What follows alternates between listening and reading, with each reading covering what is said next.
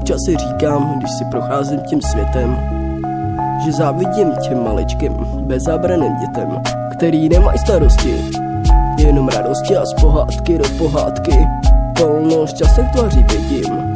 A tak když kouknu do zrcadla, sám se trochu stydím, protože ta moje netvaří se úplně tak šťastně, prírázně, nemoc krásně, ale spíš dost vážně, pěkně blbě.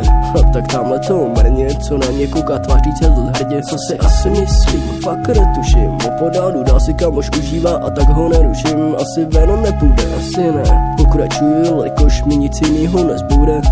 Je to myšlenkovej pochod a po problémů starostí jeden velký podvod. Je to myšlenkovej pochod, málo života a radosti, málo lásky dohod.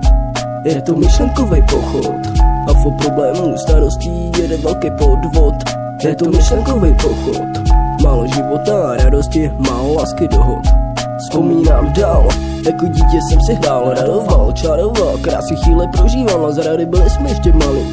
Vzpomínky k nezaplacení, pro každý hodně drahý, co nám zbylo asi málo. Plně kraven dělal, jsme po každý to za to stálo.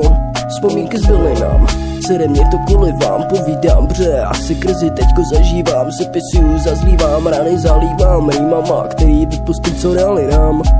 Usínám, ještě nešeptám, počkám, až slunce zapadne, třeba mi pak něco napadne. Je to myšlenkový pochod a po problémů starostí jeden velký podvod. Je to myšlenkový pochod, málo života a radosti, málo lásky dohod. Je to myšlenkový pochod a po problémů starostí jeden velký podvod.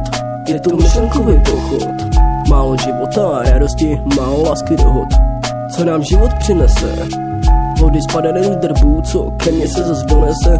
Slunce svítí, je zima, díváš se mi do očí a pré je to moje vina. Jsem jak prositný krabici, sedím v psychu a jsem z toho úplně na palici. Tak už stávej, stávej, stávej, stávej. Dávej sem, co tam, co kam, jak po skanám. Uvidím, já propadám do hlubiny, co zavírá mi přede mnou se dveře. Jsem ten, co se vzepře, co do hlubiny jít nechce. Stejně lehce jako každý druhý chlap, co by svůj šalhej lap. Kdyby jí měl, jako každý by chtěl, uviděl podstatu, smysl toho žití, srdce svýho bytí, jak se řídí do hlubiny, do té nekoneční.